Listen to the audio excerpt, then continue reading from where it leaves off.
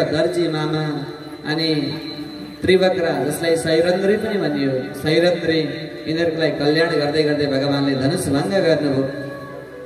कुबलय पीठ नाम गरेको हात्तीलाई वध गरेर भगवानले चाडमुष्टिक सौको सौ अंश कंक प्रिङ्क आदि गरेका असुरहरूलाई अन्त्य गर्दै भगवान अवन्तिकापुरमा शान्ति पनि गुरुकुलमा प्रस्थान गर्नुभयो। गुरुकुलमा बसेर 64 दिनमा 64 कला विद्याको अध्ययन गर्नुभयो। त्यो प्रसङ्ग हामीले हिजोका दिनमा श्रवण गऱ्यौँ। त्यहाँबाट भगवान फर्केर आउनुभयो अनि मथुरामा आएर फेरि अनेक सङ्कटहरू आएपछि भगवान त्यहाँबाट द्वारकापुरीको निर्माण गरेर किल्लाका रूपमा द्वारकापुरीमा गएर निवास गर्नुभयो। त्यो प्रसङ्ग हामीले हिजो सुनाउयौँ।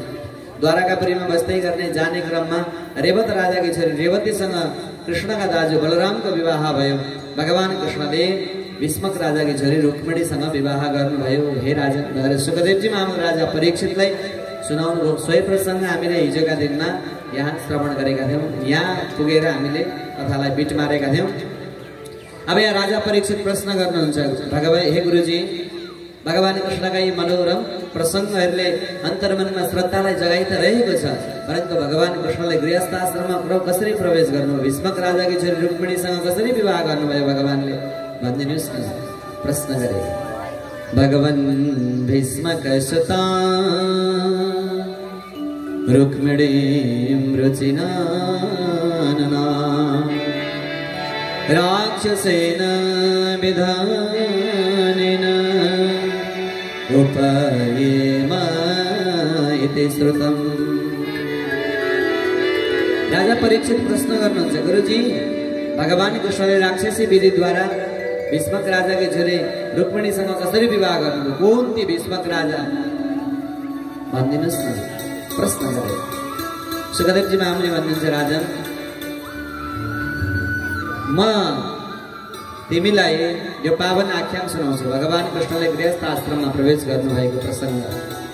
विवाह धेरै किसिमका हुन्छन्। अस्ति पनि हामीले चर्चा गऱ्यौँ। ब्राह्म विवाह, राक्षस विवाह, पैशाच विवाह, प्राजापत्य विवाह आदि गरेका जम्मा 8 प्रकारका विवाहको चर्चा गरिएको छ विष्णु महापुराणमा।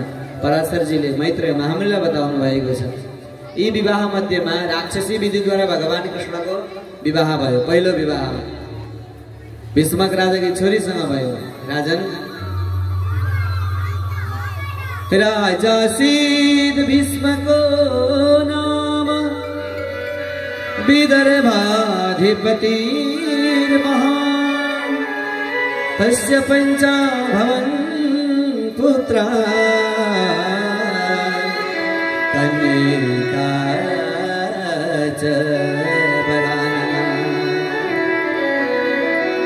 सुखदेवजी महामुनि भन्नुहुन्छ, राजन विदर्भ देशका राजा जसको नाम थियो भीष्मक, भीष्मक राजाको देशको नाम हो विदर्भ देश। के देश अरे? भीष्मक राजाको देशको नाम हो विदर्भ देश। विदर्भ देशका राजा थिए भीष्मक। इनका 5 भाइ छोरा, एउटै छोरी रहेछ। 5 भाइ छोरा मध्येमा रुक्मग्रज, रुक्मरथ, रुक्मबाहु, रुक्मकेश र रुक्ममाली यी 5 भाइ छोरा थिए। एउटै छोरी थिइन् जसको नाम हो रुक्मिणी। यी रुक्मिणी बढ्दै बढ्दै गइन्, विवाह गर्न योग्य भइन्। विवाह गर्न योग्य भएपछि बाबा भीष्मकलाई चिन्ता बढ्दै गएछ।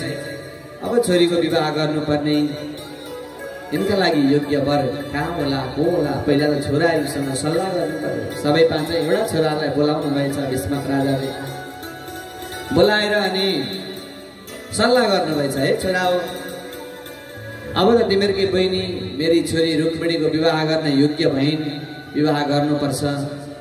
के छ तिमीहरूको विचार? मलाई चाहिँ कस्तो लाग्छ भने मैले सुने अनुसार द्वारकाधीश कृष्णलाई मैले रुक्मिणी दिन लागेको। सानैदेखि कृष्णका बारेमा रुक्मिणीले सुनेकी पनि छिन्, जानेकी पनि छिन्। नदेखे तापनि उनको सबै कुरा थाहा छ रुक्मिणीलाई। उनले याद गरिरहेकी छिन्।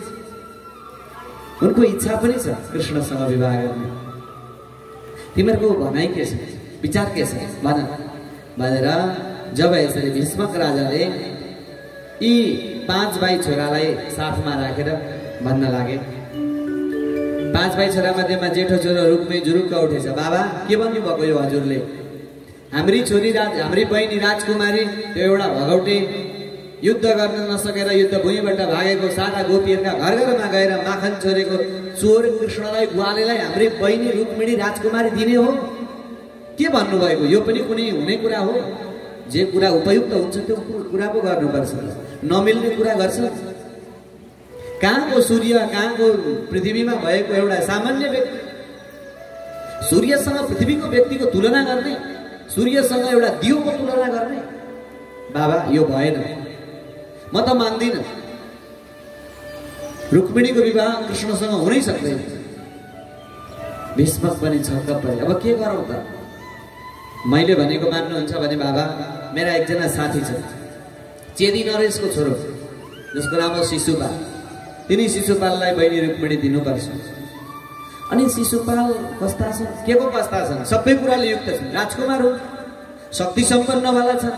आजसम्म युद्ध भूमिबाट त भागेका छैनन् नि, सुन्नु भएको छ? हुन्छ भने हुन्छ, हुँदैन भने हुँदैन यो बिहा। यदि हाम्री बहिनी रुक्मिणी दिनुपर्छ भने शिशुपाललाई दिनुपर्छ, होइन भने हुँदैन। आज रुक्मी जुरुक्क उठेर अब त चड्किँदै धारा किट्दै कुरा गरेछ बाबासँग। भीष्मकको पनि केही लागेन। लौ त्यसो भने ठिकै छ नि त, त्यसो तिमीहरू नै त्यसो भन्छौ भने। असन्तुष्टो सक्रे लोका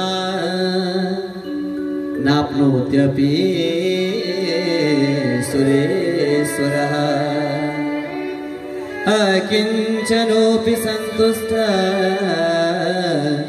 शेते सर्वाङ्गमे ज्वरः। जब यसरी बाउ छोराको एक आपसमा भलाकुसारी भयो, रुक्मिणीको विवाह चेदी नरेशको छोरो शिशुपाललाई दिने भए, सरसल्लाह मिल्यो बाउ छोराको। भीष्मकले पनि भने अब तिमीहरू नै त्यसो भन्छौ भने त मेरो के लाग्छ र, म त भोलि हो कि पर्सि हो थाहा छैन, डाँडापारीको घाम भइसके। बुढेसकालले पनि आक्रमण गर्दै गयो, आँखा पनि कमजोरी हुँदै गए, कान पनि त्यति सुन्दैन।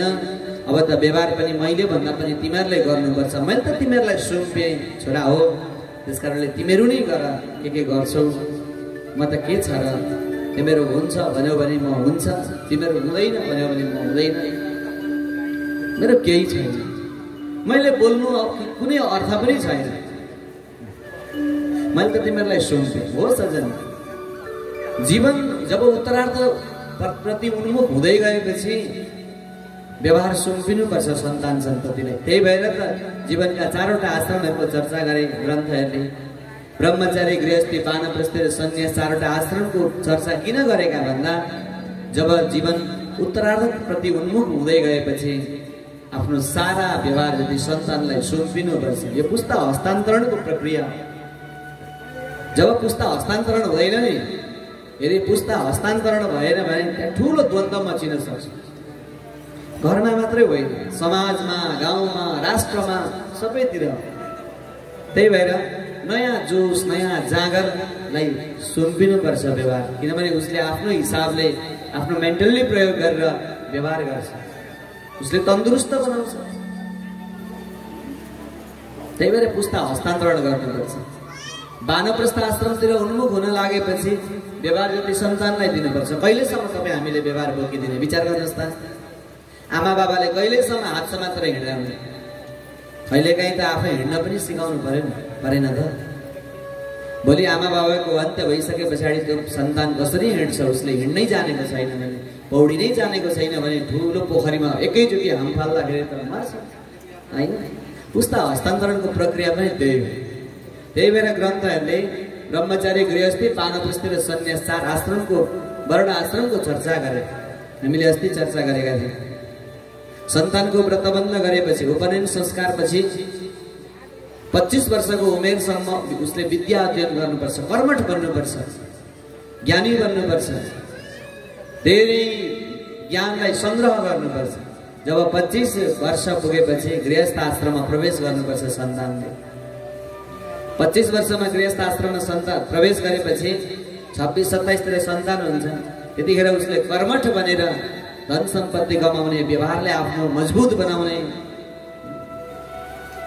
आफ्नो व्यवहार राम्रो बनाउने, सम्पत्ति कमाउने, आय आर्जन गर्ने, सन्तानलाई हुर्काउने, बढाउने, पढाउने, योग्य बनाउने गृहस्थ आश्रममा प्रवेश गरेपछि कहिलेसम्म? 50 वर्षको उमेरसम्म।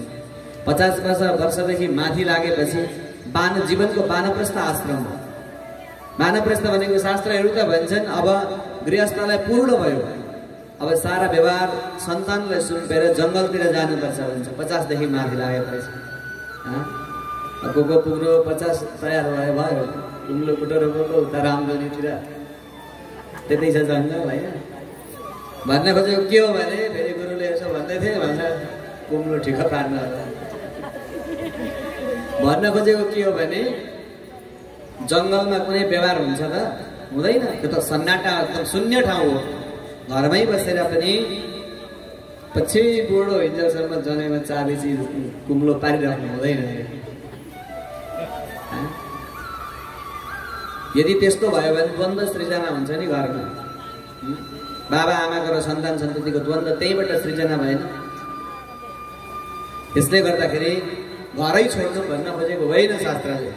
के भनेको घरमै बसे तापनि अब व्यवहार सन्तानलाई सुम्पे, उनीहरूलाई हिँड्न सिकाउने। कुनै पनि समितिको पनि त सल्लाहकार हुन्छ अनि समिति हुन्छ होइन। आफू सल्लाहकारमा बस्ने, समिति अरू सन्तान सन्ततिलाई बनाउने।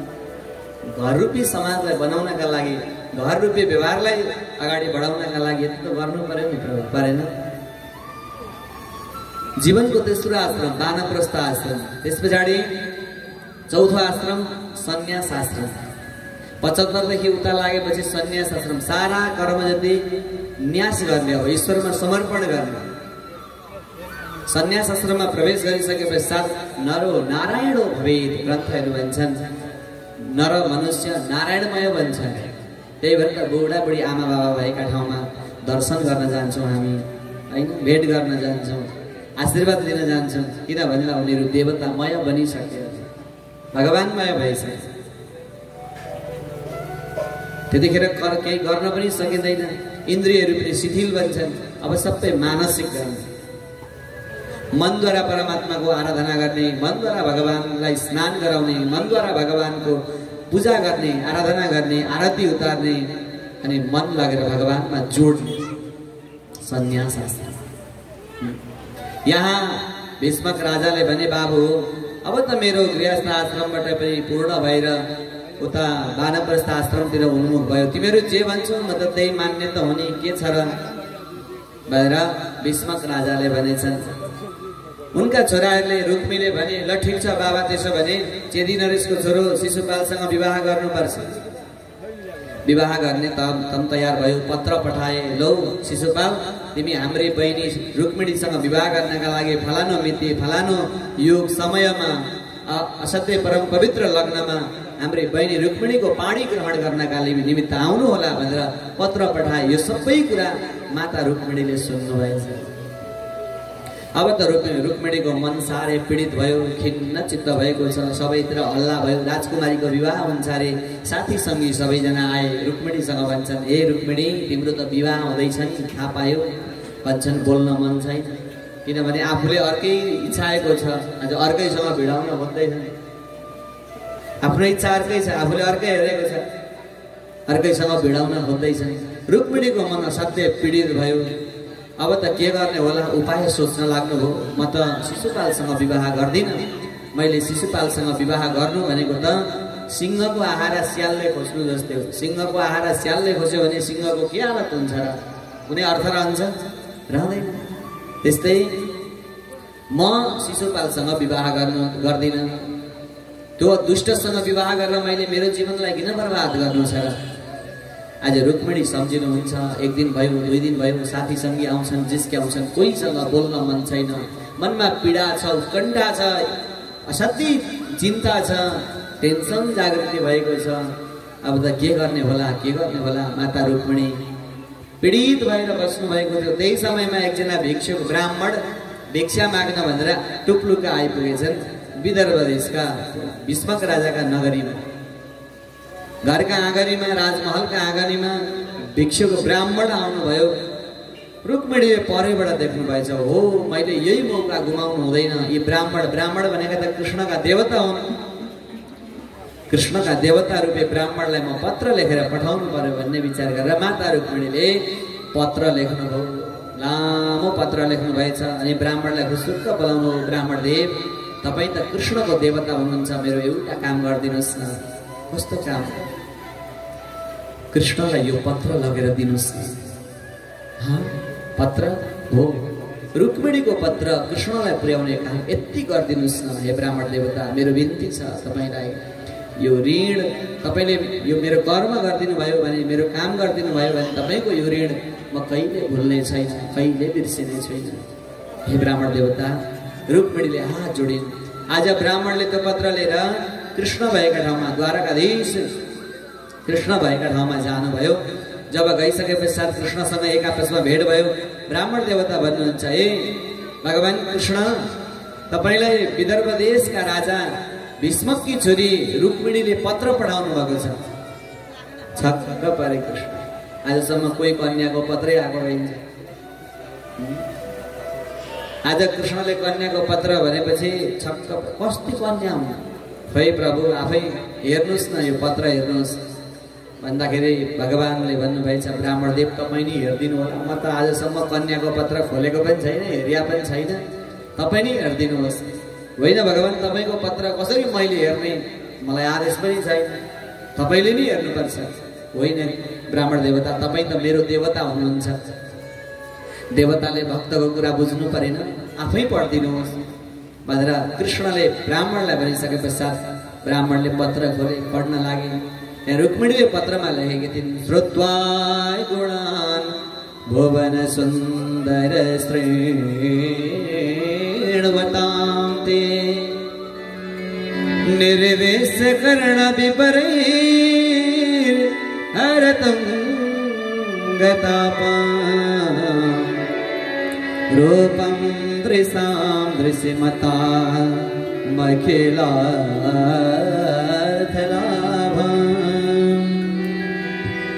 त्वय्यच्युतापि सति चित्रमपत्रपं ते त्वय्यच्युतापि सति चित्तमपत्रपं मे। त्यहाँ पत्रमा लेखेको थियो। रुक्मिणीले यसो विचार गर्नुभएछ, पत्र लेख्ने बेलामा नि पहिला मानसिक मेन्टल्ली तयार गर्नु पर्यो नि, के लेख्ने भनेर। यतिकै त खुरुखुरु लेख्ने कुरा भयो। रुक्मिणीले सोच्नु भएछ, के भनेर सम्बोधन गरौँ कृष्णलाई। हे कृष्ण भनौँ भने देख भेटै छैन, कसरी कृष्ण भनेर सम्बोधन गरौँ। हे कन्हैया भनौँ भने ओहो, कन्हैया त केवल यशोदा मैयाले मात्र भन्नुहुन्थ्यो, गोपीहरूले भन्थे। भगवान छक्क पर्नुहुन्छ, के भनेर सम्बोधन गरौँ। सारा डिक्सनरी पल्टाउनु भयो, शब्दकोश पल्टाउनु भयो, काहीँ त्यस्तो योग्य शब्द भेट्नु भएन छ। यसो विचार गर्नुभयो। माता रुक्मिणीले यति सुन्दर एउटा शब्द सम्बोधन गर्नुभयो, हे भुवन सुन्दर। आखिर रुक्मिणीका लागि त कृष्ण भुवन सुन्दर नै भयो नि, अरूका लागि जे भए पनि आज रुक्मिणीले साह्रै सुन्दर शब्द प्रयोग गर्नुभयो, हे भुवन सुन्दर। श्रुत्वा गुणान् भुवन सुन्दर श्रेणवतां ते। हे भुवन सुन्दर, तपाईका गुणहरूको चर्चा सुनेर आज मैले यो पत्र पठाउँदैछु। म भीष्मक राजाकी छोरी रुक्मिणी, विदर्भ देशका राजा भीष्मककी छोरी रुक्मिणी, तपाईलाई यो मैले पत्र पठाएँ। किन पत्र पठाएँ भन्नुहुन्छ भने नि प्रभु, म राजा भीष्मककी छोरी रुक्मिणीको विवाह आज चेदी नरेशको छोरो शिशुपालसँग हुँदैछ। सबैतिर हल्ला भइसक्यो, पत्र पठाइसके, निमन्त्रणा पत्र। अब फलानो दिनमा मेरो विवाह हुँदैछ शिशुपालसँग, तर मेरो इच्छा छैन शिशुपालसँग विवाह गर्ने। मैले तपाईका सानैदेखि तपाईको गुण सुने, तपाईका चर्चा सुने, तपाईको लीला सुने, त्यही भएर मेरो अन्तर्मन तपाईप्रति समर्पित भएको छ। तपाईलाई लाग्ला होइन सुन्नु देख्नु केही छैन, एकैचोटि पत्र पठाउँछु भन्ने लाग्ला, त्यो स्वाभाविक पनि हो। तपाईलाई मैले देखेकी छैन, तर केही कुरा सुनेर पनि मेरो अन्तर्मन तपाईप्रति समर्पित भएको छ। हे कृष्ण, तपाईको त्यो सुन्दर श्री विग्रह, तपाईले गर्नुभएका हरेक कर्महरू, तपाईले गर्नुभएको गुणहरू मैले सुनेर मेरो अन्तर्मन तपाईप्रति समर्पित भएको छ। तन्मे भवान् खलु वृता पतिरङ्गजाया मातमार्पितश्च भवतोऽत्र विभो विदे मा वीरभागमविमर्शतु चैद्याराध गोमायुवन मृगपतिर्बलिमम्बुजाक्ष गोमायुवन मृगपतिर्बलिमम्बुजाक्ष। यहाँ माता रुक्मिणी भन्नुहुन्छ मद्वारा गरिएको यो तपाईसँगको पुकार कृष्ण तपाईले सुनिदिनु होला। तपाई मेरा पतिका रूपमा तपाईले मेरो पाणीलाई ग्रहण गरिदिनु होला। मेरो अन्तरमा मैले तपाईलाई समर्पण गरेकी छु। हे भगवान, अब अर्को कुरा के सुन्नु होला भने मैले मेरो जीवन त तपाईलाई समर्पण गरिसके। तपाईले मेरो पाणी ग्रहण गर्न आउनु भएन भने नि 7 जन्मसम्म म जन्मिँदै मर्दै गर्छु, तर शिशुपालसँग म विवाह गर्दिन। प्रभु, शिशुपालसँग फेरि मैले विवाह गर्नु भनेको सिंहको आहारा स्यालले खोज्नु जस्तै हो। विचार गर्नुहोस् त, सिंहको आहारा स्यालले खोज्दाखेरि त्यो सिंहको के अर्थ रहन्छ संसारमा? कुनै अर्थ रहँदैन भगवान। त्यसले गर्दा तपाईले मेरो पाणी ग्रहण गर्नुपर्छ। अब तपाईलाई लाग्ला होइन यी कस्ती खालकी रुक्मिणी, कहाँ जानु, कसरी ल्याउनु यिनलाई भन्ने लाग्छ होला। म सबै उपाय बताइदिन्छु। भगवान, हाम्रो कुलको एउटा नियम छ। विवाह हुनुभन्दा अगाडि, स्वयंवर भन्दा अगाडि कुलदेवीको पूजा गर्न जानुपर्छ। भगवतीको पूजा गर्न जाँदाखेरि भगवतीका मन्दिरदेखि अगाडि तपाईँ आउनु होला। म त्यहाँ जान्छु अनि तपाईले मलाई त्यतै हरण गरेर लिएर जानु होला। यो पनि उपाय तपाईलाई मैले बताइदिएँ। अब त रुक्मिणीले जब पत्र ब्राह्मणले पढिसके पश्चात भगवान मुसुक्क मुस्कुराउनु हो। ब्राह्मण दे भाइ के भनौँ, जानु तपाईँ गएर रुक्मिणीलाई सुनाइदिनु हुन्छ। आज ब्राह्मण दगुर्दै आए। रुक्मिणी कतिखेर ब्राह्मण आउँछन् प्रतीक्षामा बसेकी थिइन्। अन्तर मन उनैप्रति समर्पित थियो। अति इच्छा, अति उत्कण्ठा, अभिलाषा बोकेर अट्टालीमा बसेकी थिइन्। उताबाट ब्राह्मण देवता हसङ फसङ गर्दै आइपुगेछन्। ब्राह्मण छेउमा आएर रुक्मिणीलाई लौ देवी तयार बस अरे हुन्छ अरे। खबर सुनाएपछि रुक्मिणी त यति खुसी हुनुभयो। अब त त्यतिखेर धेरै खुसी भएर नि यसो हेर्नु भएछ। आफ्नो माला बढी माणिक्यले सुशोभित भएको यति सुन्दर एउटा माला थियो। तिनै ब्राह्मणलाई दिनु पर्यो भेट भनेर यसो हेर्नु, त्यो पनि तुच्छ लागेछ। किन त्यत्रो काम गरेका छन्, एउटा मुला माला के दिनु यो यत्र ब्राह्मणलाई? केही भेट्नु भएन, केही भेट उपहार सामग्री दिनका लागि ब्राह्मण देवलाई भन्नुभयो धन्यवाद ब्राह्मण देव, तपाईँलाई धेरै धेरै धन्यवाद। कस्तो अमूल्य उपहार दिनुभएछ धन्यवाद। तपाईँ हाम्रो चाहिँ धन्यवाद यति सस्तो हुन्छ। कसैले पानी दियो भने पनि धन्यवाद, यता आयो भने पनि धन्यवाद, उता जाउँ न त्यहाँ धन्यवाद। हाम्रो धन्यवाद चाहिँ सस्तो छ। यहाँ रुक्मिणीले यति महँगो धन्यवाद प्रदान गर्नुभयो। ब्राह्मण देव खुसी भएर त्यहाँबाट आफ्नो मार्गको प्रशस्ति गर्नु। यहाँ रुक्मिणीले सारा साथी सङ्गी सबैलाई बोलाउनु भयो। अगाडि त साथी सङ्गी आएर रुक्मिणीलाई यो रुक्मिणी तिमीलाई श्रृङ्गार गर्छौ हिँड न भन्दा मन मानेको थिएन।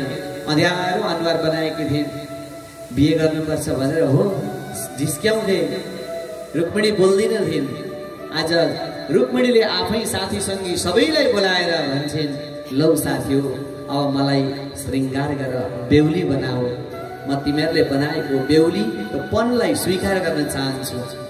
अब मेरो अन्तर्मनमा ऊर्जा थपिएको छ, म सशक्त बनेकी छु। ल साथी हो आओ। आज सारा साथी सङ्गीलाई बोलाएर माता रुक्मिणीले श्रृङ्गार गर्नका निमित्त आग्रह गर्नुभयो। साथी सङ्गी सबैले माता रुक्मिणीलाई श्रृङ्गार गर्न लागे। भक्तवत्सल भगवानको जय हो। आउनुहोस् हामी पनि यो सुन्दर भजनको माध्यमद्वारा माता रुक्मिणीले श्रृङ्गार गरौँ। तत्पश्चात अगाडिका प्रसङ्गमा केन्द्रित गर्नेछौँ। पुराण पुरुषोत्तम भगवानको जय हो। आओ मेरे सखी मुझे मेहंदी लगा दो, आओ मेरे सखी मुझे मेहंदी लगा दो, मेहंदी लगा दो मुझे ऐसी सजा दो। मुझे श्याम सुंदर की दुल्हन बना दो, मुझे श्याम सुंदर की दुल्हन बना दो।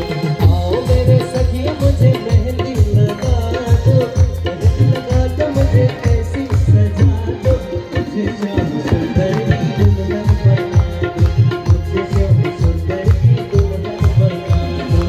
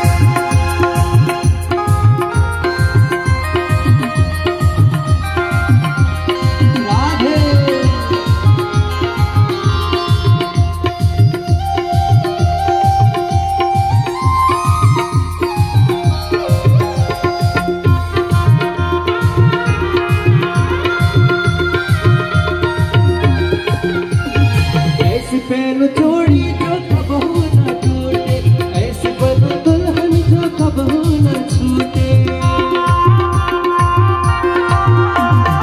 ऐसे पहनो चोड़ी जो कबहू न टूटे, ऐसे बनो दुल्हन जो कबहू न छूटे।